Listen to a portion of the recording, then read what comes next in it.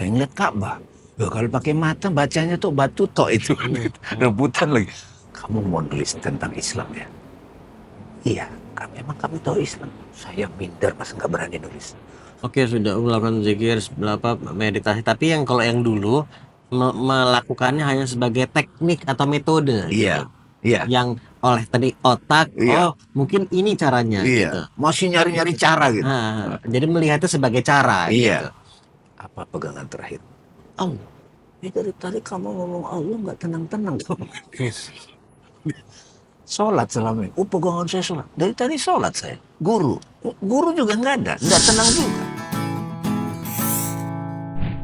Assalamualaikum warahmatullahi wabarakatuh. Selamat pagi, siang, sore, malam. Ketemu lagi di Ngobrolin Hidup dan kali ini spesial banget. Kita ada dua buku yang luar biasa dan ada dua tamu yang luar biasa. Di sebelah kanan saya ada Bang Denny Turner. Halo Denny. Halo. Halo, halo, halo. Dan Bang Pardamian Haraha. Bang Dame, terima kasih dua orang luar biasa ini sudah meluangkan waktu ngobrol di sini. Walaupun nanti kita akan pisah jadi dua episode berbeda ya. Kita bicara soal buku Ruang Tanpa Nama dan Iqra. Ini dua buku yang juga luar biasa keren sekali dan life changing impactnya. Dan nggak cuma soal buku, tapi tentu kita akan belajar tentang life journey dan pembelajaran-pembelajaran dari masing-masing ya. Mungkin kita mulai dari yang dari sebelah kanan saya dulu kali ya, sebelah Nabi ya. Oke. Jadi episode pertama nanti dengan Bang Denny dan episode selanjutnya make sure minggu depannya juga insya Allah. Atau kalau kalian nontonnya mungkin sekian minggu setelah video ini dipost ya langsung aja cari link sama Bang Dame ya kan. Oke, kita mulai sekarang. Assalamualaikum Bang Dami sekali lagi. Waalaikumsalam. Thank you, walaupun tadi sudah ada introduction. Salaman dulu dah. Ini kan juga obrolan yang kita udah rencanakan sebetulnya bareng sama Bang Denny tadi juga. Ya, udah betul. sempat tertunda beberapa kali, tapi jika tertunda, kalau nyambung sama apa yang tadi di share sama Bang Denny, memang perlu terjadinya begitu. Terjadinya. Berarti waktu yang terbaik itu insya Allah memang saat ini gitu kan. Benar. Nah, tadi sama Bang Denny kan ngobrol juga soal Ruang Tanpa Nama dan memang buku itu kan ditulis berdua juga sama Bang Denny juga gitu. Dan kita juga akan bicara tentang Iqra juga dan ngomongin hidup lah. Ngomongin hidup Udah ya. sampai kita sini ngobrolin hidup judulnya juga kan. Jadi mulainya tapi dengan Iqra dulu. Jadi ini buku ini gitu. Ya. Karena ini juga seperti Ruang Tanpa Nama buku yang buku agama tapi ya agama dan spiritualisme itu menurut saya emang nyatu gitu ya. Walaupun ada orang membedakan, tapi tentunya banyak sekali irisannya gitu. Paling tidak dari perspektif saya. Dan ini buku ini dari subjudul itu emang udah kena banget gitu dari pertama kali saya lihat. Menyaksikan tandanya, tanda-tanda Tuhan adalah bertemu dengannya gitu. Boleh nggak Bang Dami cerita sedikit what does it mean gitu dan kenapa menyaksikan tanda Tuhan terus itu Iqra? Ya, terima kasih Pak Bang Ali ya. Bismillahirrahmanirrahim. Buku ini sebetulnya hasil dari catatan harian saya yang kebiasaan mencatat ini sudah saya lakukan sejak SMP. Cuman waktu itu kan cerita-cerita apa yang saya rasa, apa yang saya lihat dan kata-katanya tidak terstruktur gitu. Sampai satu ketika catatan-catatan itu begitu saya baca ulang, kok powerful gitu loh. Dan saya merasa kok ini tulisan dari mana gitu. Lalu kemudian belajar sampai ke titik belajar filsafat juga, belajar tasawuf. Saya dapat inspirasi dari pengalaman ya menurut sejarah Nabi Muhammad di Gua Hiro, Iqra itu. Oh, ketika saya melihat satu peristiwa, tiba-tiba peristiwa itu tidak saya lihat sekedar peristiwa, tapi peristiwa itu sebagai semacam pengalaman keajaiban. Ya kok saya ingat Allah gitu, ingat Tuhan gitu. Nah jadi sejak itulah peristiwa itu pertanda bagi saya untuk sadar, ada Tuhan di balik itu gitu. Saat itu, sampai satu ketika saya baca di Al-Quran dijelaskan oleh guru-guru yang saya hormati, oh itu namanya ayat-ayat Allah. Saya mengalami dulu, lalu kemudian Al-Quran itu membenarkan, ya saya pinjam aja istilah dari Al-Quran gitu kan. sanurihim ayatina fil afaki wa in anfusihim dan seterusnya kan. Kami akan perlihatkan tanda-tanda kami di segenap ufuk dan pada dirimu sendiri sampai kamu sadar di sana ada Allah. Jadi tanda itu saya ngeliat asap, tanda dong. Ntar lagi saya akan ketemu api nih gitu. Cuma itu masih berjarak. Asap dan api kan ada relasi dalam pengalaman empiris. Lihat asap pasti ada api sampai jadi, oh mana mungkin ada kejadian gitu kalau nggak ada sebabnya. Nggak ada mungkin ada asap tanpa ada api gitu. Jadi asap itu tanda, bisa ada api itu masih terpisah. Tapi pada satu ketika saya ngeliat ada bayangan, bayangannya misalnya bentuknya bulat. Oh berarti ada benda bulat nih. Lihat bayangan, saya sadar pada benda bulatnya. Ini bayangan. Terus saya ngeliat di cermin juga. Ini kan ada tahapan asap, api, bayangan dan objek. Saya ngeliat di cermin. Dia bergoyang, saya bergoyang. Pada saat refleksi saya di cermin bergoyang. Bukan lu yang bergoyang, gue yang bergoyang.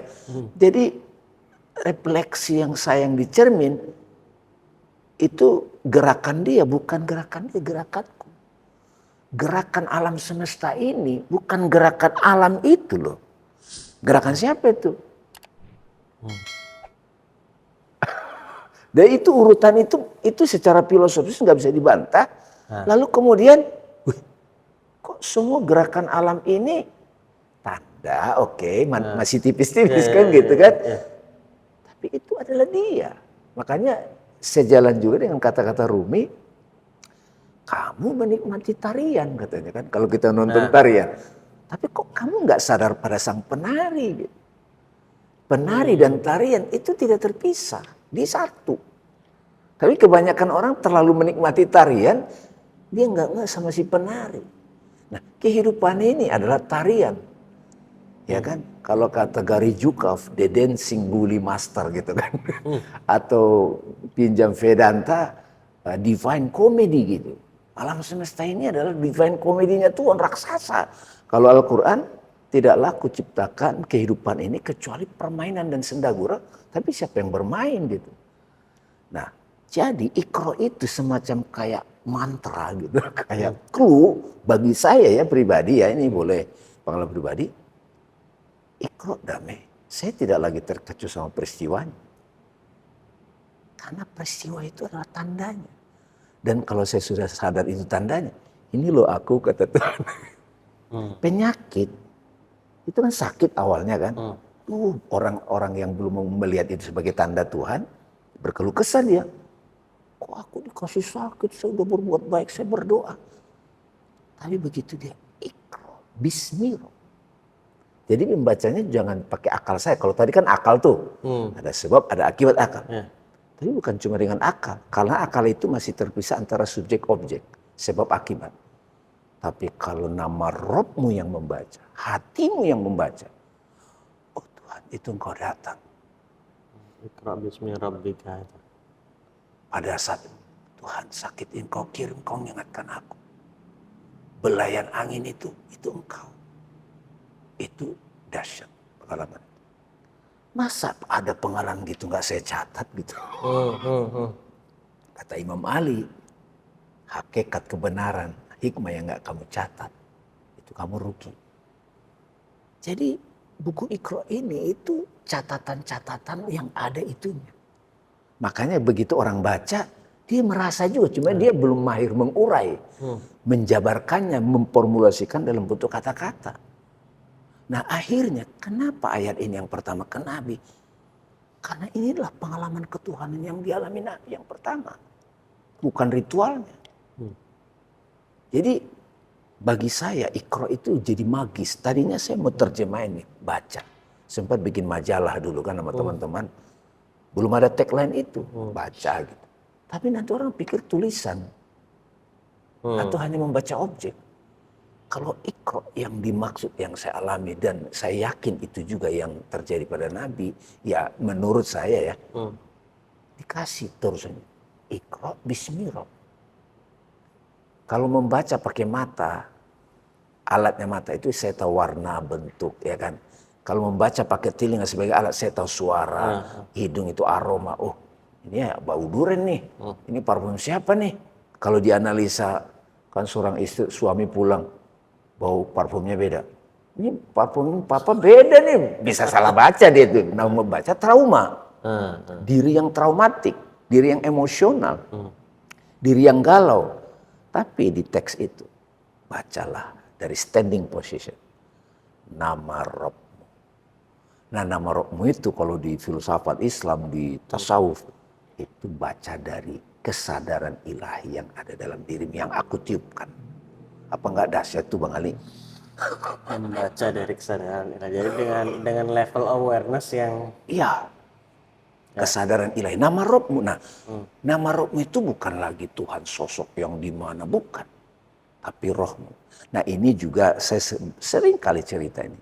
Saya kan memang pernah mengalami kayak koma mati suri masih kecil. Nah, di situ memang ada saya dikasih cicipan apa yang dimaksud standing position aku roh itu. Yang sebetulnya setiap orang begitu, cuma dia nggak ngeh. Waktu itu juga saya nggak ngeh. apa ini?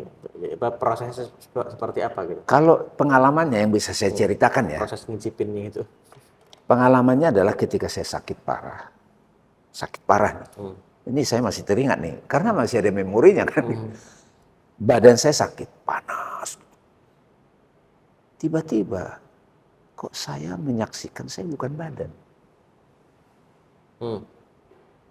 Ada badan, Fisiknya. badan itu kayak saya ngeliat kayak buku ini. Kayak ini fisik kayak ya gini kayak. Iya, nah waktu itu saya tidak ngerti, dulu orang mungkin disebut keluar. Sebetulnya bukan keluar juga, belakangan saya renungkan secara filosofis, selidiki pengalaman itu, merenung itu bukan keluar. Saya sadar saya bukan tubuh. Saya bukan pikiran. Kan pikiran kan mikir ini, mikir itu, gambaran mental, emosi A, emosi B. Kok saya bukan itu? Kok saya tak terbatas?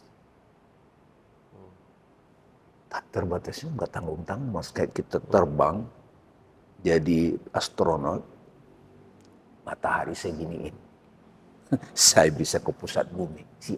Nah itu apa sih aku itu? Nah belakangan kenapa ajaran yang sering saya sampaikan selama ini mengajak orang direct path. Direct path itu jalan langsung. Tanya dulu sebelum kamu menyelidiki apapun. Tanya dulu who am I. Nah sekarang itu saya menemani orang-orang mengajukan pertanyaan ini sampai referensinya itu bukan lagi kata dokter, kata psikolog, kata motivator, asumsi, tapi oh itu aku. Nah ketika saya sadar itu aku, itulah nama Rob.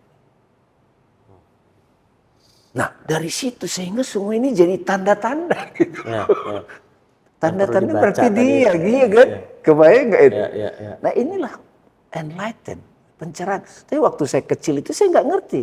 Karena begitu saya kembali sehat, ya saya badan lagi saya.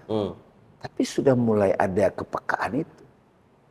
Berjalan waktu. Nah makanya dari SMP saya udah senang nulis, udah baca buku falsafah hidupnya Buya Hamka, tasawuf modern. Ya ini aneh sendiri saya ini, tapi juara kelas juga gitu. Saya belakangan begitu senang merenung ini, aktivis, senang psikologi, buku-buku Tony Robbins, DJ Swart, berpikir dan berjiwa besar. Kemana sekolahnya gitu kan? Ya pingin masuk UI kan? Cobain 3 kali UMPTN, gagal terus jadi psikolog. Karena yang saya tahu cuma itu ilmunya yang saya mau menyelami jiwa. Begitu kerja kuliahnya swasta. Saya ketemu guru-guru hebat. Baca buku, oh untung nggak jadi psikolog gue kan gitu. Kalau jadi psikolog saya nanti dijejelin data-data yang bertabrakan sama pengalaman saya yang udah kokoh itu. Sehingga mengkompir, karena begitu belajar filsafat, bukan cuma filsafat Islam. Barat, filsafat Timur, sampai ketemu guru-guru hebat juga di berbagai negara. Jadi membaca di sini, kalau di sini adalah tadi kan makanya menyaksikan. Jadi bukan hanya sekedar membaca dalam arti harfiah, tapi membaca situasi, membaca tanda-tanda ini gitu kan. Saya tambahin dikit. Kenapa saya gunakan kata menyaksikan? Karena menyaksikan itu melibatkan semua indera. melihat tandanya bertemu dengannya, itu kan orang langsung mikirnya mata kan. Ya. Itu enggak. Oh, ada suara ini.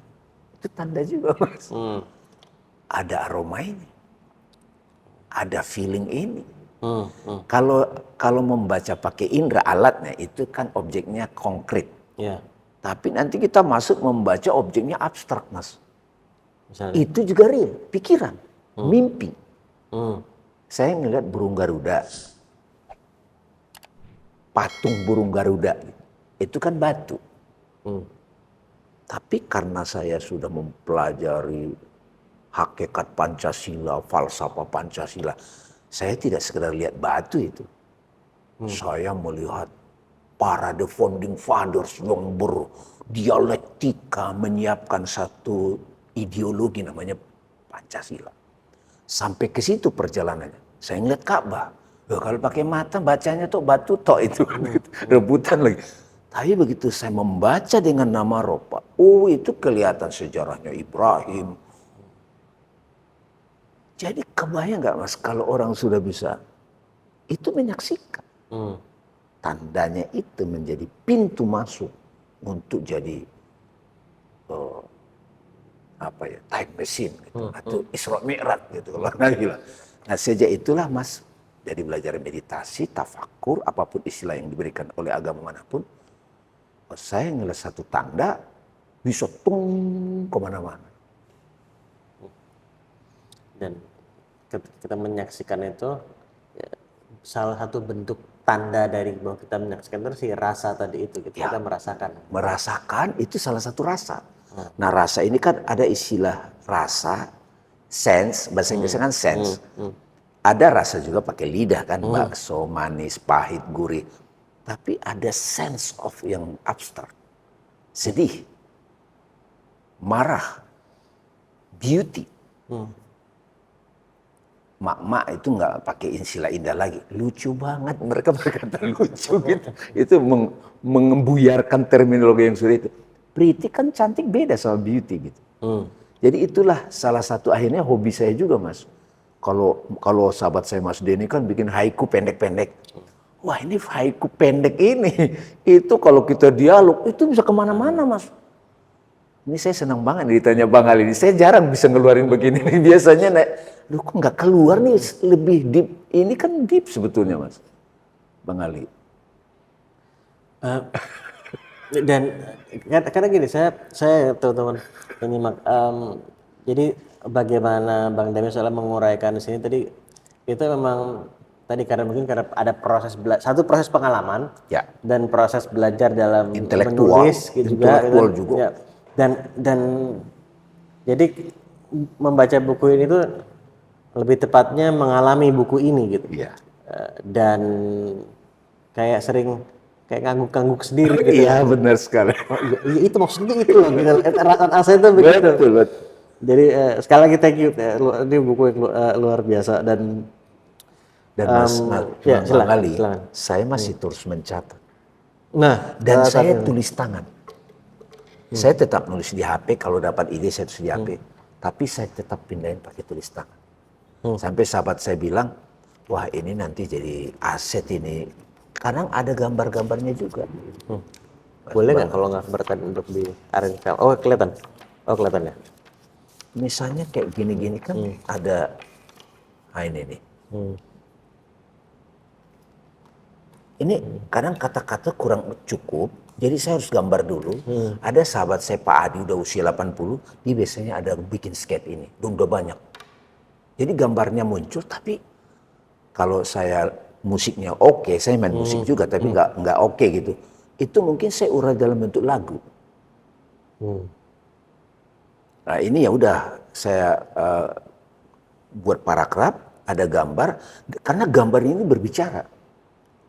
Ada esensinya. Iya, gitu. dan kalau saya lihat ini rasanya masuk lagi tuh. Ya, Tinggal duduk sebentar, oh itu dapat nih. Nah kalau nggak saya ikat, ya itu dia kayak cloud yang tanpa batas. Ya.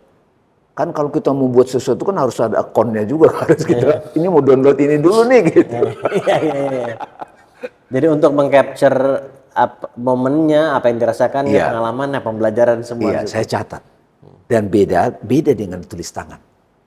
Ya, saya merasakan perbedaannya. Dan tadi Bang Dami kan bilang memang dari SMP tadi Iya. udah suka nulis gitu. Dan kemudian ada momen ketika melihat kembali catatan-catatan itu terus wow Iya. ada momen-momen seperti itu. Iya. Kalau nggak keberatan untuk share karena itu kan catatan personal ya saya tahu. Iya. Tapi kalau misalnya nggak apa-apa gitu kalau boleh ada nggak atau ingat apa nggak salah satu catatan-catatan yang awal yang ketika dilihat kembali itu tadi merasa wah ini powerful banget nih gitu. Ya. Pembelajaran luar biasa gitu. Ada Mas, tapi ini agak religius, nggak apa-apa ya? Ini nggak apa-apa. Apa adanya? Iya apa aja. Jadi SMP Mas, waktu saya di rumah di kampung, saya di jendela itu, buka jendela, saya tiba-tiba nangis. Karena saya rindu sosok Nabi Muhammad. Karena saya belajar dari tradisi Islam, Muhammad itu sosok ideal. Iya kan? Tiba-tiba saya nangis, kangen banget sama Nabi Muhammad. Saya tulis itu. Itu kan perasaan. Ya bahwa ada triggernya itu saya ke musola, ke masjid, ketemu guru-guru dibacain kisahnya itu satu hal. Tapi saya kangen banget. SMP, saya tulis. Aku ingin berangkat haji. SMP berarti usia berapa ya? 14, 15 Iya, gitu ya. saya ingin 15. berangkat haji atau umroh ke tempat Nabi itu usia 36. Mudah dong pergi itu orang kampung ini. Ke Jakarta aja ngutang untuk naik bis supaya bisa berangkat kan gitu. Kondisi ekonominya karena ayah bangkrut. Itu saya catat. Saya nggak tahu ekspresinya, belakangan saya tahu itu salawat. Salawat itu adalah cara untuk mensenandungkan kerinduan itu. Ya gimana caranya? Saya rindu sosok ideal. Belakangan saya tahu itu sosok ideal. Tahu nggak Mas? Itu saya catat. Usia 26 saya berangkat haji. 10 tahun lebih cepat. Bukan duit saya juga. Dibayarin orang, dikirim Tuhan. Lebih cepat. Dan saya dipersiapkan mentalnya segala macam berangkat. Dan waktu pergi umroh itu ada pengalaman juga. Sehingga ketika catatan yang dulu kok bekerja. Gitu. Tapi ini kan pribadi. Iya. Karena ini pribadi, saya juga teliti secara filosofis loh apa ini realitasnya gitu. Jadi waktu di Masjid Nabawi itu kan orang pengen ke Raudhah dong. Iya. Iya dong, normal Iya, kan. iya. Rebutan, mana Raudhah? Grup sudah berangkat, saya tiba-tiba ada panggilan alam gitu. Pengen ke toilet, kalau ke sana nanti nggak fokus kan. Iya. Ya nafsu saya tahan lah. Karena kangen banget kan. Mana sih makamnya Nabi, mana sih Raudhah tempat Nabi ngumpul kan gitu. Jadi bayangin kalau kita ngumpul tempat Raudhah itu kan tempat Nabi ngobrol gitu. Kita ada di situ duduk tok gitu kan udah hebat banget itu. Ya saya ke toilet. Begitu ke toilet, udah telat kan, udah mulai subuh nih, saya di belakang. Paling agak belakang lah. Allahu Akbar gitu. Itu pas waktu saya nangis nggak bisa berhenti. Nggak bisa berhenti Mas dengaran itu. Pokoknya nangis terus. Ini masih merinding saya. Setelah selesai, nangis. Terus selesai sholat. Itu apa tadi pengalamannya gitu. Tahu nggak apa yang saya di batin saya. Nah ini lagi-lagi nih. Ini kan pribadi Mas. Saya jadi makmumnya Nabi. Jadi kalau kita salat jamaah Bang Ali. Bang Ali jadi imam, saya makmum. Saya kan nggak lihat Bang Ali kan. Iya. Tapi saya merasakan Bang Ali jadi imam saya. Iya. Itu real dong itu. Iya. Saat itu saya ngalamin. Pokoknya itulah yang terjadi kan saya hanya mau Iya, itu. Setelah itu ambil lagi dong catat. Oh belum. Siangnya saya ke Raudhah. Physically. Wah mana Raudhahnya gitu. Ada pengalaman di belakang yang saya tidak rencanakan ada Raudhah. Begitu saya ke Raudo, wah biasalah rebutan orang kan gitu di situ. Saya begini kan, udah dapat juga kesempatan. Begitu sholat juga begini, karena sempit. Saya tidak menikmati. Iya kan? Kurang menikmati. Padahal di Raudo secara fisik. Katanya begitu kan? Iya, iya. Saya merenung dulu, diam, ambil ya. Adalah itu bimbingan itu. Raudo yang asli yang tadi gitu. Karena lebih apa? Frekuensi. Frekuensi. Kita sekarang bisa bicara saya. Penghayatannya berbeda. Dan tidak direncanakan. It's happened. Ya. Itu dialirkan, dikaruniakan. Dan itu saya tidak bisa membantah.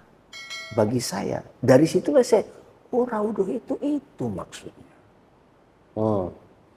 Kamu masuk dalam pertemuan, wah itu. Dan itu frekuensi. Itu gelombang hati, itu kesadaran. Yang waktu saya SMP itu sudah diundang. Beyond time and space. Ya. Ini kan cerita pengalaman, tapi kalau diurai secara fisika kuantum, itu semua masuk semua mas. Iya, betul. Pasti Bang Ali tahu tuh. Nah, udah dong. Saya berangkat lagi beberapa tahun kemudian. Kangen dong pengalaman itu. Nggak dapat. Karena nafsu. Tapi karena saya sudah pasrah, ada lagi tuh pengalaman itu. Jadi udah mau ke Madinah, udah mau ke Jeddah, ini udah setelah sekian tahun kemudian. Saya waktu itu mau nulis buku tentang Islam, jalan hidupku, jalan cinta, jalan pengetahuan. Mau nulis. Wah ini Islam bagus yang itu diterangkan ke orang. Semangat kan? Karena bagus. Pas saya udah pingin dapat pengalaman yang waktu itu, nggak nongol-nongol. Udah wirid, salawat nggak datang gitu. Nah, pas saya tidur, pasrah sendirian di Masjid Nabawi. Mimpi saya. Mimpinya suruh lagi. Saya duduk di pangkuan beliau. Saya lihat, kamu mau nulis tentang Islam ya? Iya. Emang kamu tahu Islam? Saya minder mas nggak berani nulis. Emang kamu tahu Islam?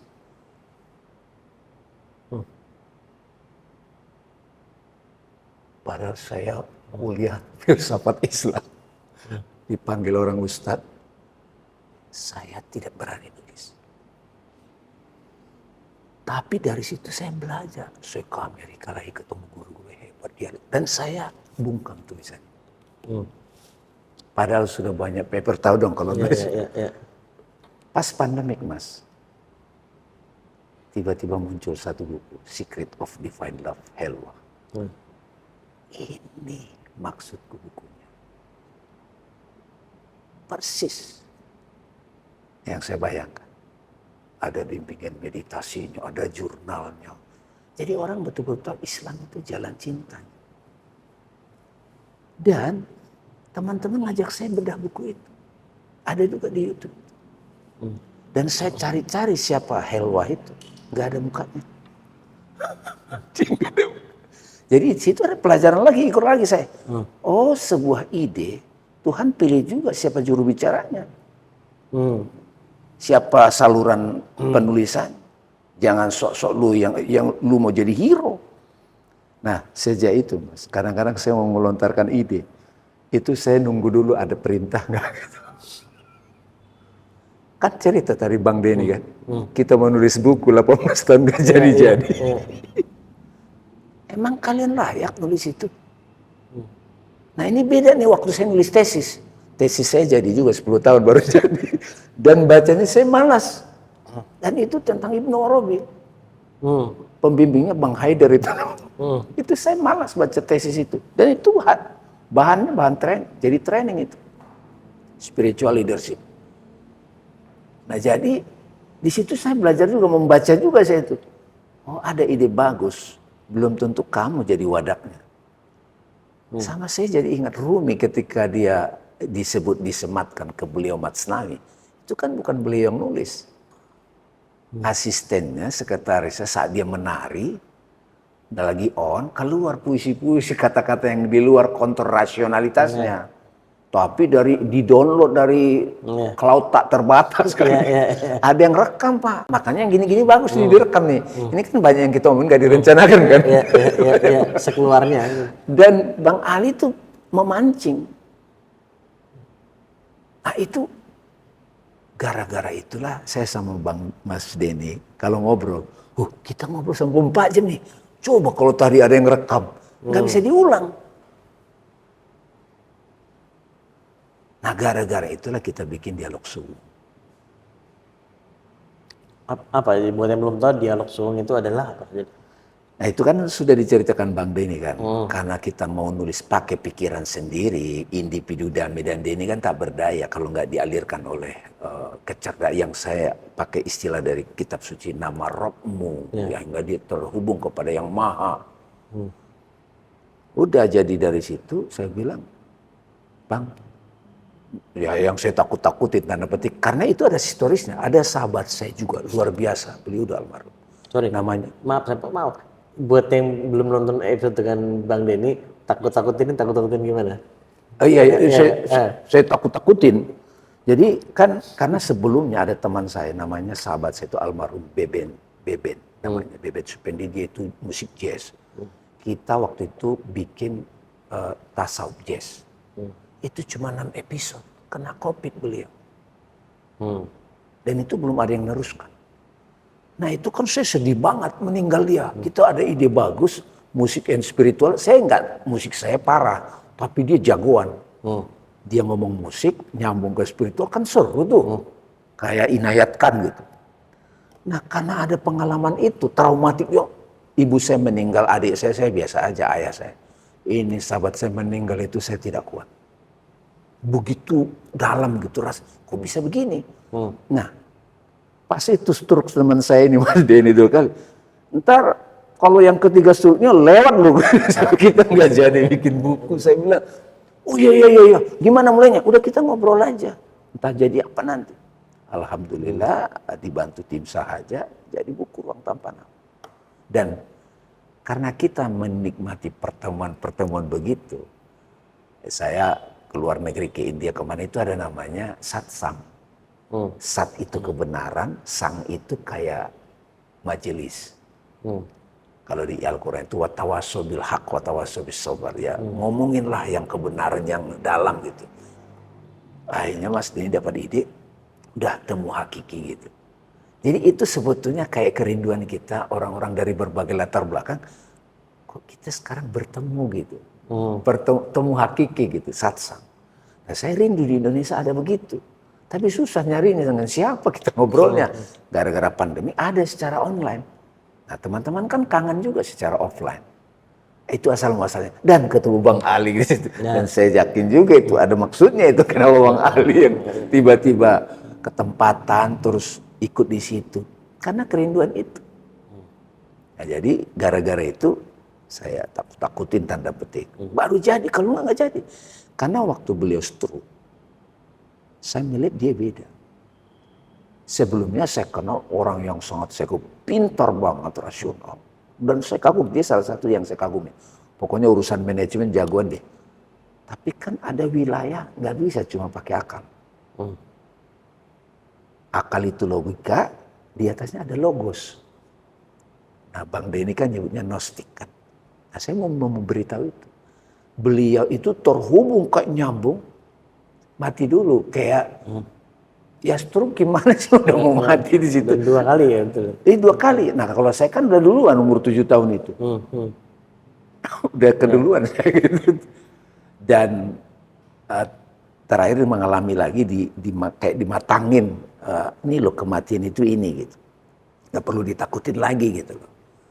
Nah Bang Denny jadi tahu akses ke sana. Kepasrahan yang nikmat gitu. Kan bahasa Al-Qurannya kan Islam. Itu Bang Ali. Ini terlalu ngawang-ngawang atau gimana nih? Kan live ini. Justru menurut saya ngalir gini enak. Jadi dan buat yang udah pernah nonton episode sebelumnya juga kita selalu unscripted begini. Iya. Karena ketika ngalir, insya Allah juga energi bisa dirasakan juga Iya, oleh betul. yang Betul sekali. menyimak.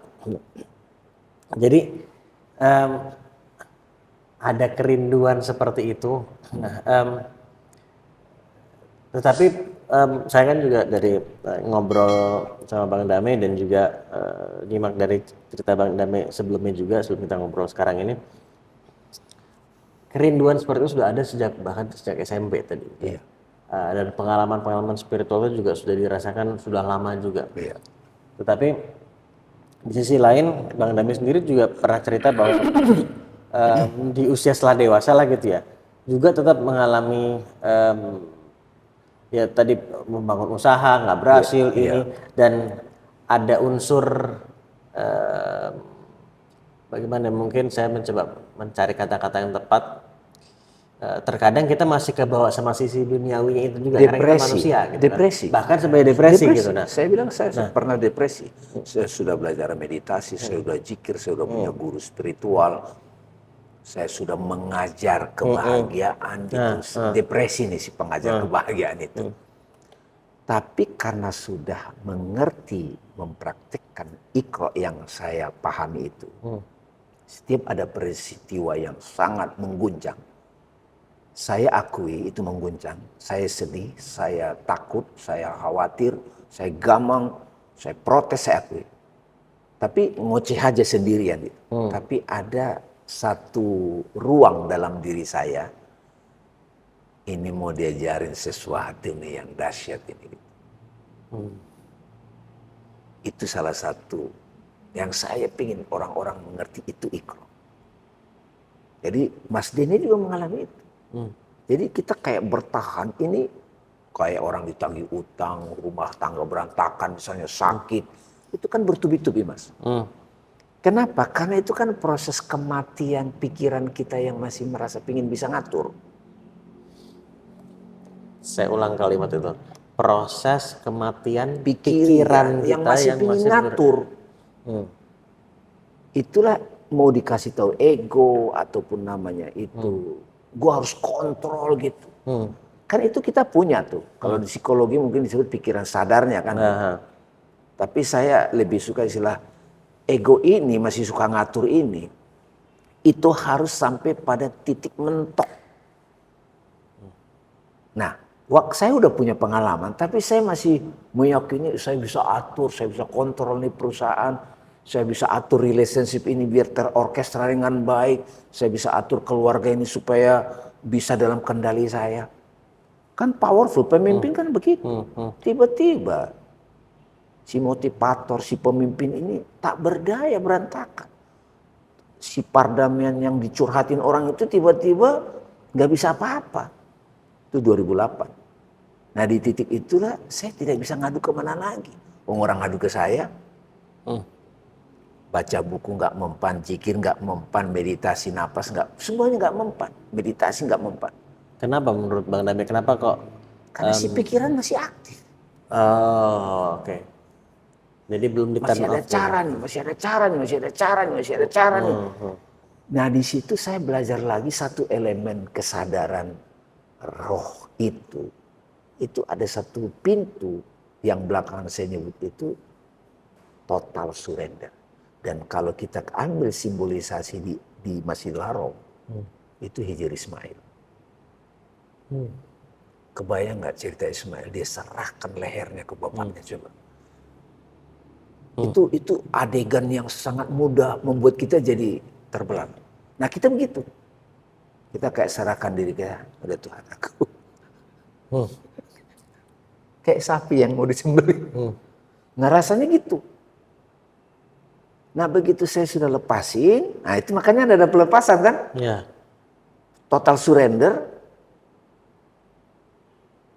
Analoginya kalau di Mekah itu, kan di Hijrul Masjid kan ada di atas pancuran kan? Iya. Udah, turunlah hikmah. Nah disitulah saya menemukan lagi praktek meditasi, praktek Iqra yang lebih dalam lagi. Kalau kemarin kan setiap peristiwa adalah tandanya dan kamu bertemu dengannya. Kasih peristiwa yang ribet, kamu bisa baca nggak?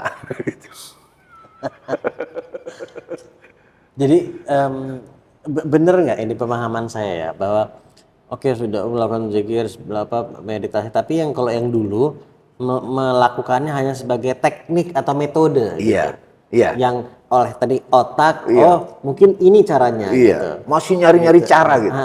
Jadi melihatnya sebagai cara gitu, Iya, bukan melihatnya sebagai bentuk dari berserah tadi itu, iya, surrender itu. Jadi artinya dua orang berbeda bisa melakukan tindakan yang sama tapi dampaknya bisa sangat berbeda ya. betul. Nah, jadi setelah itu, saya kan sudah belajar meditasi napas waktu itu. Dari guru luar biasa Thich Nhat Hanh kan yang banyak mengajarkan mindfulness. Cara untuk hear and know itu breathing in. Saya udah belajar. Tapi kan teknik. Ini sekedar teknik. Nah, pada satu titik itu, ini saya ulang-ulang terus nih, karena memang bagi saya dramatis. Ketika saya tidak bisa minta tolong kemanapun, guru nggak datang, sholat nggak bisa bantu, meditasi, sudah zikir, saya nemu Iqra lagi. Pertanyaan itu penting. Tahu nggak pertanyaan apa? Dame, kamu kan ngerasa situasi sulit nih. Kalau saya bahasakan dia, iya. Dalam situasi tersulit, apa pegangan terakhir? Pasti saya jawab dong, Allah kan. Kalau saya orang religius, nggak tahu kalau ateis kan. Allah. Tapi dari tadi kamu ngomong Allah nggak tenang-tenang kamu. Sholat selama ini. Pegangan saya sholat. Dari tadi sholat saya. Guru juga nggak ada, nggak tenang juga. Dan imajinasi saya membuat skenario kalau saya di kutub utara, di padang pasir sendirian, atau di penjara paling barbar di Guantanamo. Situasi tersulit. Apa pegangan terakhir? Yang langsung saat itu kamu bisa tenang. Atau misalnya besok kalau orang mau dihukum mati kayak Samur, kan, apa pegangan terakhir? Saya ingin tahu di pegangan terakhir itu apa. Baca buku, wirid. Udah dari tadi wirid kok. Udah, saya nggak tahu jawaban. Akal saya nggak bisa nemu jawab. Saat saya sudah tidak bisa nemu jawaban, tapi pertanyaan udah punya. Makanya penting tuh pertanyaannya. Tiba-tiba saya bergerak dan bernapas.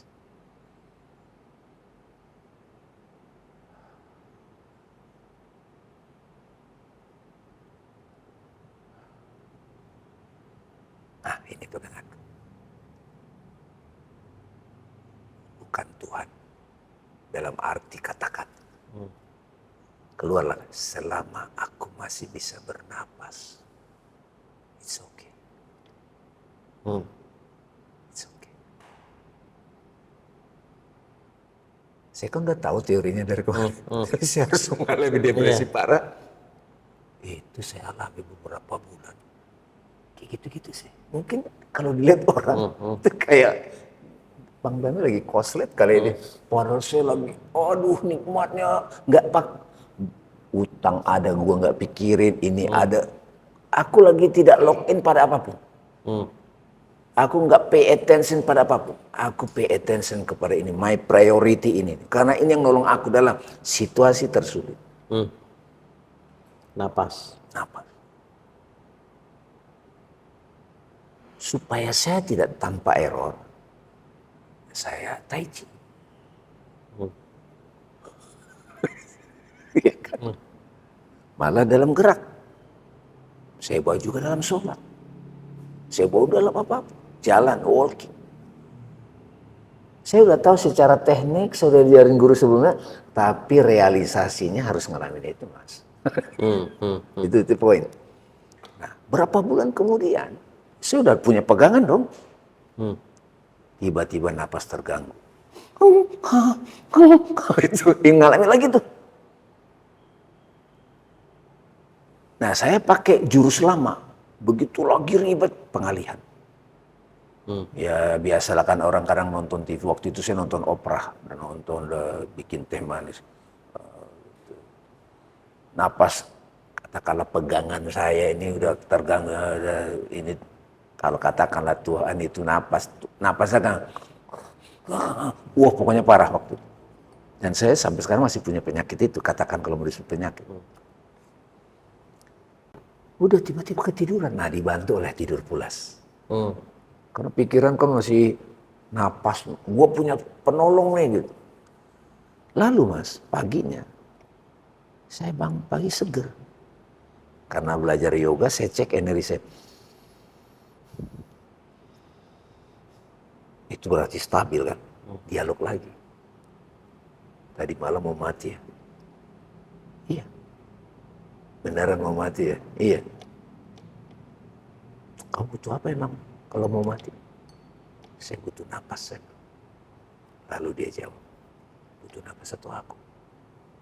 Itu saya langsung, oh my God. Fokus saya nggak ke napas lagi. Berpindah, pegangannya itu berpindah. Aku selalu ada.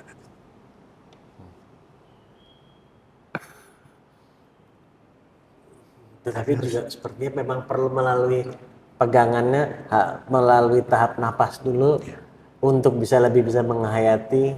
Bahkan sebelum napas mas, pemahamannya clear dulu. Karena waktu sebelum napas menemukan dalam tanda kutip napas itu, realization, experiencing direct.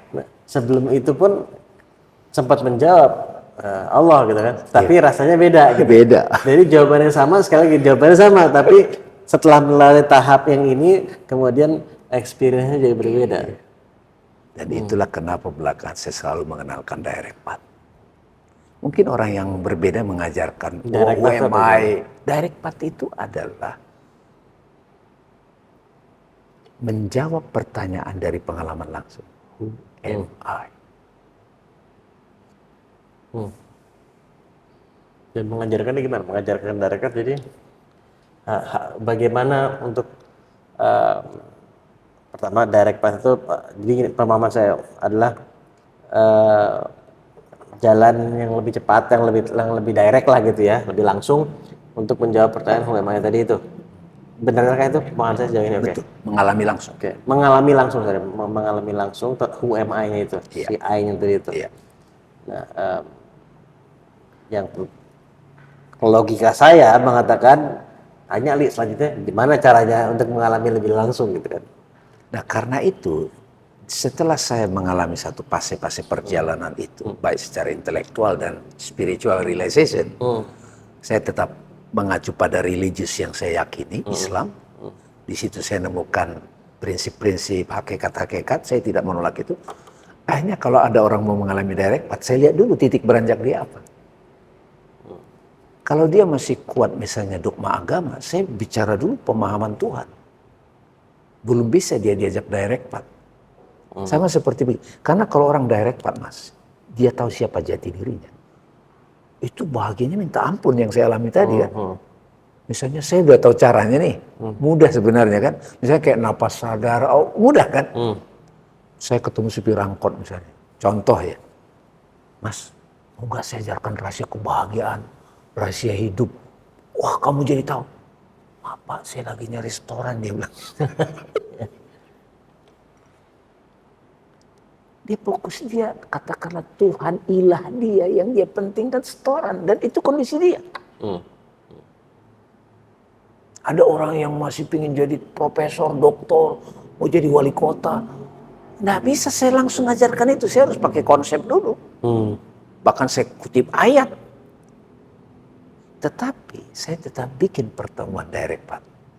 Sembari saya lihat siapa saja yang datang. Biasanya udah babak belur mas, kemana-mana mentok-mentok. Kalau dia belum babak belur, ya dapat juga. Tapi setidaknya mengkonfirmasi.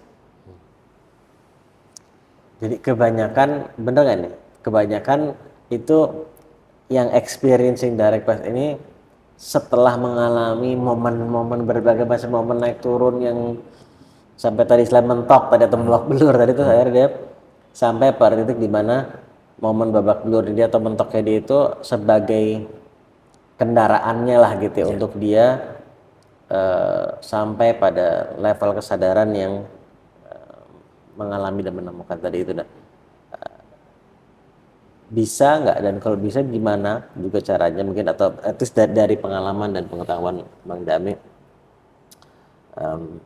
agar kita nggak harus babak belur dulu atau nggak harus mentok dulu untuk bisa experiencing itu. Saya selalu menjawabnya begini secara umum, tapi mudah-mudahan teman-teman bisa, penonton bisa mengkontemplasi pada diri masing-masing. Pengalaman saya pribadi babak belur dulu. Pengalaman saya pribadi. Jangan salah ya, saya udah belajar juga banyak teknik-teknik ya. Babak belur itu membuat saya betul-betul, saya nggak bisa membantah. Karena situasi hidup ini kan saya nggak bisa kendalikan.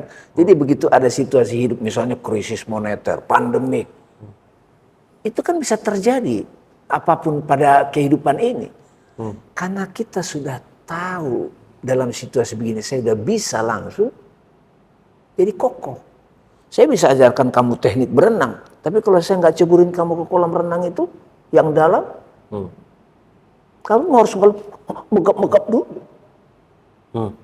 Nyetir, saya udah ajarin kamu secara digital, cara nyetir kan ada tuh. Itu beberapa saya kasih simulasi itu. Udah jago dia di imajinasi. Sekarang nyetir deh. Oh, kagok. Saya harus kasih tahu wawasan itu. Pengetahuannya boleh kamu pelajari.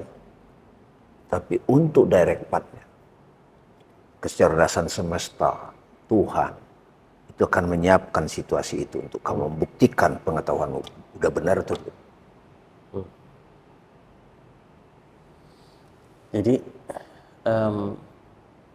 yang paling nyata direct path itu enggak, Mas? apa? Kematian. Itu pasti terjadi. Makanya NDA mendekati kematian itu perlu dicicipi. Karena itu pasti terjadi, mau apapun agamanya. Sakit termasuk salah satunya. Sakit kan pengantar menuju versi, itu. Ya, makanya sahabat saya reminder versi kecil lah. makanya. Gitu. Ya. Loh, kalau itu, kalau itu persisnya reputasimu dijatuhkan, dipanggil ke KPK. Jadi ini kalau saya hubungkan lagi ke sini nih, Iya. kalau dikasih sakit tapi belum Iya. belum membaca tandanya gitu, atau Diulang. dikasih lagi nih Pasti pelajarannya gitu. Iya. Sampai membaca tandanya, itu mungkin membuat ya, jadi terasa seperti babak belur karena kita ini yang dalam tanda kutip bebel gitu untuk Tapi ada yang menarik, Mas. baca. Tapi ada yang menarik. Mengalami itu tujuan dari Tuhan menciptakan semesta. Mengalami adalah tujuannya juga. Iya. Ya ini sekedar agak metafisik. Tuhan tak terbatas. Dia punya semuanya. Aku adalah hasanah tersembunyi. Ya kan? Kuntu kanzan mahfian. Itu kan sufi sering ngomong. Aku adalah harta terpendam. Aku ciptakan ciptaannya. Aku rindu dikenal. Gitu kan. Tuhan tak terbatas. Dia sendirian. Terus sendiri. Dia bikin ciptaan. Panggungnya dia bikin. Dan dia bikin satu pemain utama di situ namanya insan. Untuk mengalami semua sifat-sifat nama-nama Tuhan yang tak terbatas itu dalam bentuk terbatas. Jadi kita bersyukur, berterima kasih.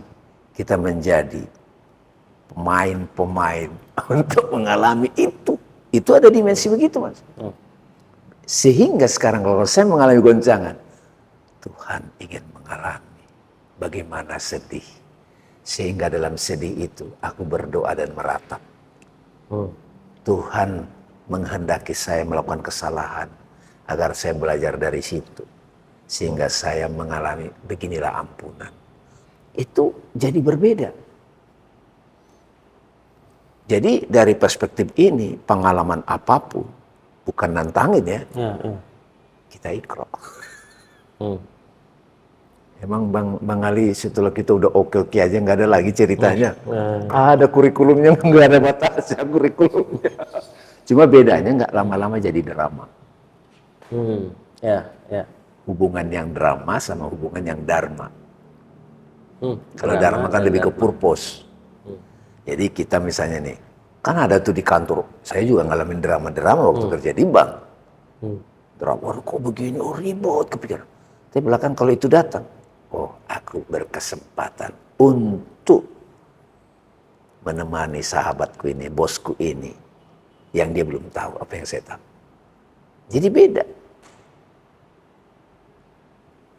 Konflik itu tidak lagi dilihat sebagai satu kejadian begitu aja, tapi sudah dilihat sebagai bagian dari keterhubungan dengan orkestra dari sang sutradara. Bahkan saya sebagai opportunity tadi. Iya. Cuma saya nggak mau nantangin. Artinya bukan kayak, ayo saya datang bukan begitu, tapi apa namanya? Tentunya kita berdoa yang terbaik tentunya dan berserah terbaik, Iya. karena yang paling tahu yang terbaik adalah Tuhan juga. Itu ya. Nah disitulah kan dapat tuh. Nah kembali ke Direct Path tadi mas. Direct Path ini sebetulnya sudah banyak gurunya di YouTube. Tapi juga saya rindu ada orang gurunya di Indonesia yang membawakan itu. Ini juga di YouTube nanti. Oh iya ada di YouTube. Di YouTube ya. Iya. Nah kalau saya berpendapat pribadi, Direct Path itu kalau di kitab suci itu Shirathul Mustaqim. Yang selalu diminta. Kalau ternyata ihdinas Shirathul Mustaqim, tunjuki jalan yang lurus kan. Kalau saya bilang jalan langsung. Yang akhirnya apa kalau udah tahu jalan langsung? Shirathul ladzina an'amta alaihim. Jalan yang telah Engkau beri nikmat pada mereka. Nikmatnya itu bukan cuma emosional, bukan lagi punya ini punya itu. Nikmat selalu bersama Tuhan, di dalam Tuhan. Aku bersamamu dimanapun kamu berada. Dalam situasi derita, aku bersamamu. Dalam kesenangan, aku bersamamu. Di kehidupan barja, aku bersamamu. Ini itu eksplorasinya banyak. Saya sebenarnya udah mulai kayak ngumpul orang-orang dimensi yang begitu, mas. Nanti kalau tubuh kita udah nggak ada, kita gimana ya permainannya?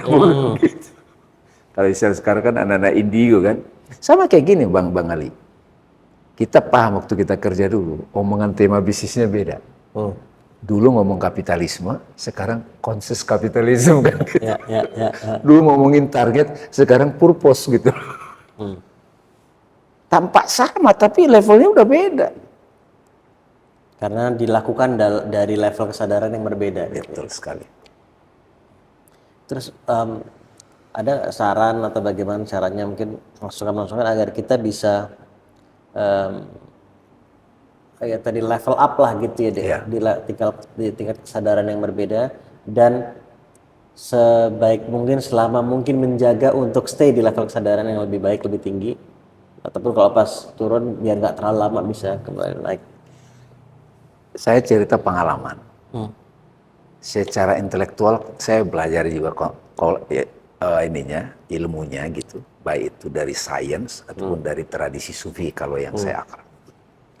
Kalau dari tradisi sufi, level kesadaran jiwa itu kan ada nafsu ammaroh, nafsu lawamah, mulhamah, mutmainnah, rodiyah, mardiyah, kamilah. Kalau David Hawking dia bikin lagi level kesadaran lebih ke emosinya kan. Sama prinsip. Nah, 7 level jiwa ini, kesadaran jiwa ini, itu saya sederhanakan 3. Nafsu ammaroh masih suka menyalahkan orang.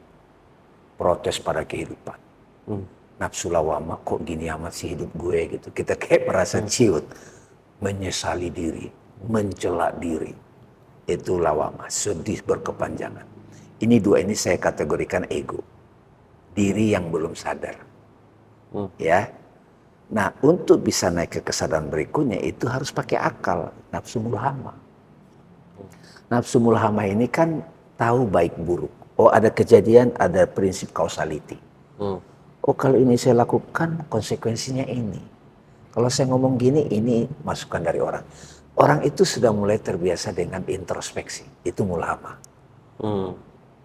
Kalau yang tadi kan nyalain orang, amaro yang lawama itu mencela diri. Merasa jadi korban lah. Korban, merasa jadi korban.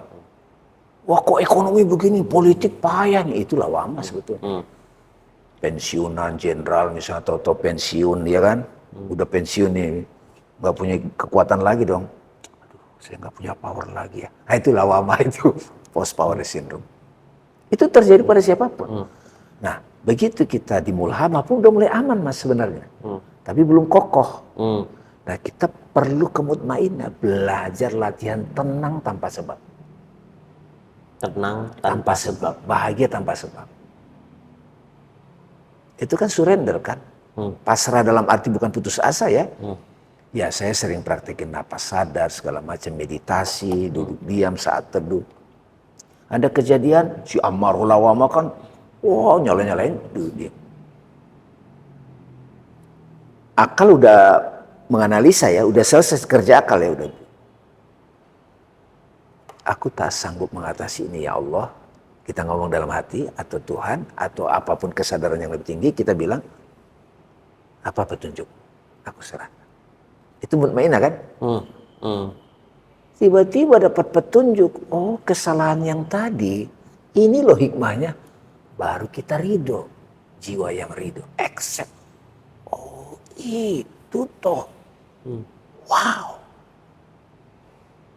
Jadi yang tadi menjadi beban, kesalahan yang tadi, begitu kita sudah di Rodiah, itu kayak cerita-cerita saya yang depresi itu kan jadi Rodiah itu.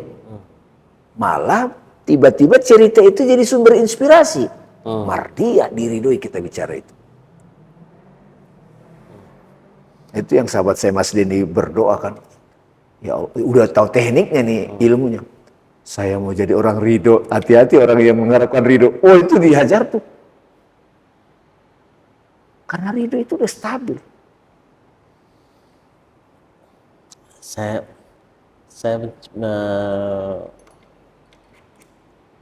melihat juga apa yang Bang Dami share ini seperti ini kurang lebihnya ini. Saya mau tahu respon dari Bang Dami juga. Jadi kejadian-kejadian itu yang tidak mengenakan yang terjadi di masa lalu itu bahkan itu akan terus merasa tidak enak selama kita merespon pertama dari level kesadaran yang masih rendah gitu kan. Dan kejadian itu kan ya ada energi dari situ. Bagaimana kita merespon level kesadaran yang berbeda juga ada energi yang berbeda tadi gitu kan. Nah, dan kalau kita ke hukum kekekalan energi gitu ya, energi itu tidak bisa diciptakan, tidak bisa dimusnahkan, dia hanya bisa berubah bentuk. Ya. Nah, so it's the same thing gitu kan. Ya. Tapi ketika berubah bentuk nanti diproses gitu kan. Ketika kita memprosesnya dari level kesadaran yang masih rendah gitu atau yang belum baik gitu ya. Sehingga hasil perubahannya juga belum baik gitu. Tapi ketika diproses dari level tingkat kesadaran yang lebih tinggi, lebih baik, dia bisa berubah bentuk menjadi tadi jadi cerita yang ya, inspirasi dan seterusnya jadi bahkan bisa menjadi sesuatu yang indah gitu ketika diproses energi tadi dari tingkat kesadaran yang berbeda. Gambaran saya mencerna salah satunya begitu tuh. Iya, itu betul Bang Ali. Dan kejadiannya sama, peristiwanya sama, rekamannya sama. Yang satu masih berkeluh kesah, ya kayak mengingat mantan gitu kan. Ya mantan gue datang lagi. Itu kan masih amarah sama lawama kan. Tapi kalau mulhama kan, oh ada dia. Tapi kan kita udah putus. Itu kan mulhama. Lu gue. Itu. Tapi kalau di mutmainnah kan kita dalam hening. Apalagi sudah ridho. Kita sudah ngeliat dia dengan standing position yang berbeda. Kamu bukan lagi orang yang menyakiti aku. Ini contoh dalam relationship ya. Terima kasih kamu hadir dalam hidup. Mengajarkan cerita ini. Sehingga aku jadi ngerti. Itu kan aku sudah bukan lagi mantan yang kamu sakiti. Nah, tapi gini Bang Ali. Karena Bang Ali nanya naik turun, saya jadi menggunakan hierarki kesadaran kan. Saya pinjam cara sufi. Tapi kalau kita ke ruang tanpa nama, nggak ada itu. Itu yang saya bilang sama sahabat saya Bang Denny, Mas, orang yang ke ruang tanpa nama ini, itu bukan semua orang juga. Tapi kita perlu buat satu pertemuan, inspirasi ke situ. Kita nih, bisa keluar nggak dari situ? Sebetulnya nggak bisa. Tapi kita kadang nggak sadar. Seperti saya suka cerita waktu itu saya sama anak saya, lagi di mobil nyari-nyari barang udah 20 menit. Nyari apa Pak? Katanya. Nyari kacamata nak. Aduh papa, kacamatanya di atas. Jadi sekarang kita lebih cepat sadar. Melihat pakai apa peristiwa itu. Iqra bismi rabbik. Sehingga kejadian itu tandanya sekaligus pertemuan dengannya, kan keren itu sebetulnya. Cuman untuk ke situ itu kan masih banyak orang belum diundang. Bahkan udah diundang, invitation to freedom. Dia masih pingin mau ngatur hidupnya sendiri gitu. Itu oke juga, nggak apa-apa. Nah, jadi kembali ke sini itu yang saya bilang itu indah sekali ya kalau orang sudah menjalani hidup itu dengan namanya gitu. Kalau mau pinjam pakai tradisi Islam, Bismillahirrahmanirrahim, atas nama kasih kalau di tradisi Kristen itu. Ini saya terpikir sebuah analogi, tapi ini kayaknya jatuhnya masih seperti hierarki sih sebenarnya. Tapi ini nyambung sama apa yang Bang Nabi sampaikan dan juga sama yang obrolan sama Bang Denny tadi. Jadi kayak pada dasarnya kita tuh bergerak ke atas gitu. Jadi bukan kita harus belajar bagaimana ke atas, tapi kita emang pada secara alamiah itu bergerak ke atas gitu, dalam konteks kesadaran. Tapi ada hal-hal yang menahan justru. Ya. Gitu. Tadi berbagai macam hal tadi itu gitu. Jadi bukan belajar naik ke atas, tapi melepas yang nahan ini agar kita secara natural naik ke atas gitu, seperti itu. Nggak tahu ini analogi apa visual yang muncul di benak saya itu kayak sesuatu yang secara natural bergerak ke atas, kayak ada yang nggak jelas, tapi kita nggak nyadar bahwa kita ini membawa sesuatu yang justru menghambat kita untuk secara natural ke atas. Karena kita terbiasa identifikasi diri kita sebagai tubuh dan pikiran. Kalau tubuh kan kita jadi terbatas, kita jadi mengenal atas bawah, di sana di sini. Ya. Tapi begitu kita sudah sebagai pikiran, kita duduk diam meditasi, maka orang yang saya kesal itu ada dalam imajinasi saya. Di sananya menjadi berbeda. Ya. Itu yang saya bilang, kita harus clear, membiasakan diri. Saya melihat peristiwa ini, kejadian ini, standing position saya sebagai apa? Sebagai tubuh, sebagai pikiran, atau sebagai aku. Nah, sebagai aku ini yang sebenarnya saya mau ngajak ke direct part yang ini. Kalau sebagai tubuh dan pikiran, saya pakai istilah dari salah satu guru yang saya hormati namanya Rupert. Dia menyebutnya itu I am something. I am something body berarti kan ada kurus, ada gendut, ada hitam, ada putih. Oh saya dulu begini, saya adalah direktur, kan ada di imajinasi. Itu something. Nah kalau dineti-netikan, kalau yang bilang Bang Denny tadi, aku bukan tubuh, aku bukan pikiran, sampai pada satu titik, ketika udah nggak bisa mikir, udah, aku siapa? I am nothing. Nah I am nothing ini, itu kan keheningan yang damai kan. Dalam keheningan yang damai itu, I am-nya berbeda kan. Nggak ada riak lagi dong. Pada saat Bang Ali, I am nothing. Aku menyaksikan apapun tanpa menilai. Aku mengamati tubuh, aku mengamati pikiran. Pikiran itu masuk emosi, perasaan, dan lain-lain. Kalau standing position saya I'm nothing,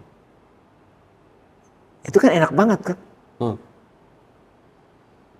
Saya suka kasih contoh itu ke orang-orang gini mas. Bedanya I'm something sama I'm nothing. I'm something itu kan pingin menonjol. Ya sebutlah ego, gue. Kalau I am nothing, aku mengamati semuanya. The witness of thing. Itu analoginya saya suka contohkan ibu-ibu yang dandan rapi. Dia datang ke arisan. Bawa tas Chanel. Nih ngomongin aja sepatu yang ini. Pingin dilihat dong. Belum lagi di-upload di Instagram dong. Tahu-tahu nggak ada yang lihat gitu. Nggak ada yang peduli. Itu jadi penderitaan. Jadi sumber derita itu I'm something ini. Kalau mau dikategorikan besaran. Tapi kalau ada satu lagi seorang ibu, dia dandan appropriate. Tapi dia datang ke sana tidak ingin untuk dilihat. Just karena diundang. Malah dia bisa menyaksikan orang-orang. Menyaksikan perasaan pikiran orang. Enak banget kan gitu. Makanya para sufi suka senang banget jadi fakir. Tapi dia bisa transparan di semuanya. Kan Bang Ali senang tuh. Tiba-tiba Bang Ali diundang ke satu tempat, gak ada yang kenal.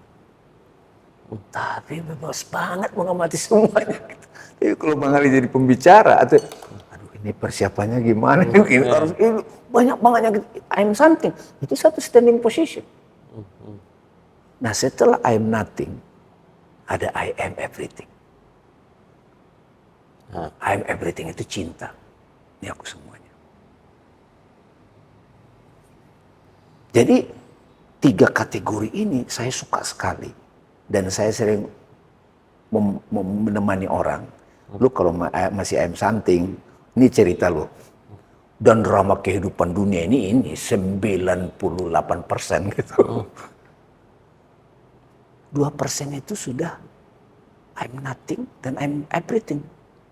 Kalau I'm everything itu kayak orang sedih, aku rasa. Kucing kelaparan, aku rasa. Orang bahagia, aku rasa. Itu yang dibilang Rumi, cinta, they bridge you with everything. Cinta? Love is the bridge you with everything. Jembatan. Itu Rumi udah nyampe nih. I'm everything, I'm nothing, I'm everything. Waktu dia I'm something, dia seorang mufti, seorang profesor. Dinatingkan sama Syam Tabriz. Dia jadi mabuk. Lalu dia kembali. Luar biasa. Ini gimana membawakan ini di perusahaan, ya kan? Itu sebetulnya bisa. Bang Ali, menurut saya bisa. Karena saya sama Bang Denny kan juga masih nyiapin ini kan untuk kepemimpinan gitu kan. Pemimpin berkesadaran, kemudian di manajemen gitu, di seniman, itu penting banget ini. Bang Ali saya lihat memfokuskan kita melakukan sesuatu sudah ada purpose. Nah itu menurut saya kalau dia belum I'm nothing, purpose-nya itu I'm something. Itu yang saya tadi mau nulis buku itu. Pengen menjadi hero kan, mengenalkan Islam. Memang kamu tahu Islam. Kalau I'm something, kayak kan Mbak, pasca sarjana, saya ini sudah itu. Tapi, ya iya sih. I'm nothing. Tapi begitu tiba-tiba yang nulis orang lain, gak apa-apa dia. Karena itu juga aku.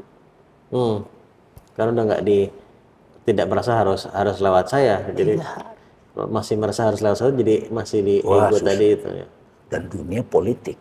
Ini I'm something banget itu. Kalau kita diundang gak datang itu repot itu. Tapi itu satu permainan. Nah, Bang Dami, ini saya tahu sebenarnya kepengen lebih banyak banget yang bisa digali dan dikuak. Kayaknya harus beberapa kali nih kayak. Tapi mungkin gini dua hal yang saya ingin, satu hal yang saya tanyakan dan satu lagi mungkin didiskusikan singkat. Yang pertama pertanyaan yang tadi saya juga tanyakan ke Bang Denny juga, karena ini kan obrolan kita kan ngalir nih gitu. Tapi terbatas oleh waktu gitu. Nah, ada nggak mungkin hal yang menurut Bang Dami penting tapi belum sempat saya tanyakan atau belum sempat tersampaikan juga oleh Bang Dami? Saya kira ya saya merasa sudah saya sampaikan, tapi saya mengerti maksudnya Bang Ali tadi. Yang ingin saya coba tekankan adalah hidup berkesadaran. Dalam arti saya tahu siapa diri saya yang sejati. Itu fondasi dari semuanya. Jadi kalau Socrates bilang know yourself, itu benar banget. Nabi Muhammad nyebut siapa yang mengenal dirinya kenal Tuhannya. Jadi mengenal Tuhan yang digambarkan sebagai kekuatan tak terbatas itu direct partnya mengenal aku. Nah dengan mengenal aku, kamu akan tahu mesti ngapain. Kita akan tahu mesti ngapain. dalam relationship, dalam bisnis, peran kita di kehidupan, memperhatikan tubuh. Karena aku yang sadar itu sudah clear gitu. Makanya ketika orang nyebut aku, you maksudnya apa? Something itu body, mind itu kategorinya banyak ya. Atau aku sudah sadar, aku yang menyadari, I'm nothing gitu. Kalau pakai terminologinya. Kalau pakai cara Islam berarti aku bersaksi tidak ada Tuhan selain Allah. Yang ada hanya Allah. Aku dan Bapak satu misalnya istilahnya, apalah istilahnya. Nah setelah itu jalani hidup dengan cinta. Seluruh kejadian di alam semesta ini adalah utusan-utusan Tuhan kan gitu. Tanda-tanda Tuhan. Wa asyhadu anna Muhammadar Rasulullah. Bukan lagi Muhammad sebagai sosok, tetapi Muhammad itu utusan yang sempurna gitu. Kok kejadian itu sempurna banget ngajarin aku gitu loh. Kan setiap jiwa itu Tuhan tahu banget cara yang pas buat dia gitu. Kok Pak, aku bersaksi itu utusan Tuhan gitu. Utusan Tuhan yang saya pahami kan tadinya kan sosok imajinasi, sosok sejarah kan. Sampai satu ketika saya nggak ada sosok lagi. Nah itu kalau sudah dieksplor begitu hari demi hari kan hidup ini jadi indah. Indah itu tidak lagi kategori positif negatif. Jadi Asmaul Husna kalau mau pakai. Beautiful name. Nah, saya menekankan itu. Praktek. Praktek itu penting. Saya pun sampai sekarang masih. Saya juga lagi praktek untuk gimana merealisasikan apa gitu, gagasan apa masih. Tapi kalau tiba-tiba kok ini belum, oh ini bagian dari diri saya yang masih suka protes, nah balik lagi kepada sang kesadaran. Gitu bolak-balik, tapi lebih cepat dan itu nggak butuh lama. Bertemu orang juga begitu. Bicara soal bertemu orang dan bicara soal berkesadaran tadi, nah ini yang kedua, tadi saya juga share di bareng Bang Denny juga, kita insya Allah kan mau mengadakan lagi nih Temu Bang Denny Hakiki. dan Bang Denny mau mengadakan lagi Temu Hakiki. Ini direkam di publish di bulan Januari ya, bener ya, Januari. Dan Temu Hakiki yang selanjutnya itu insya Allah tanggal 15 Februari. Ya. Dan kalau teman-teman menyaksikan setelah 15 Februari, insya Allah akan ada Temu Hakiki yang selanjutnya, insya Allah. Insya Allah, insya Allah. Nah, waktu yang pertama kemarin bulan Desember 2024 dan itu alhamdulillah dan diadakan di ruangan ini juga dan itu full sold out. Alhamdulillah. Nah, yang kedua ini akan diadakan lagi di 15 Februari.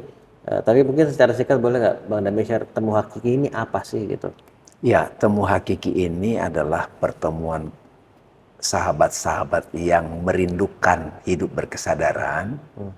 Dalam pertemuan ini kita tidak hanya mendapatkan inspirasi dari pembicara, tapi dari pertanyaan yang muncul, dari proses dialektikanya itu, kita di situ menjalaninya kalau pakai istilah meditatif, mindfulness, sehingga semua proses itu meditatif. Jadi keheningan itu kita alami sebagai praktek yang sederhana dan mudah.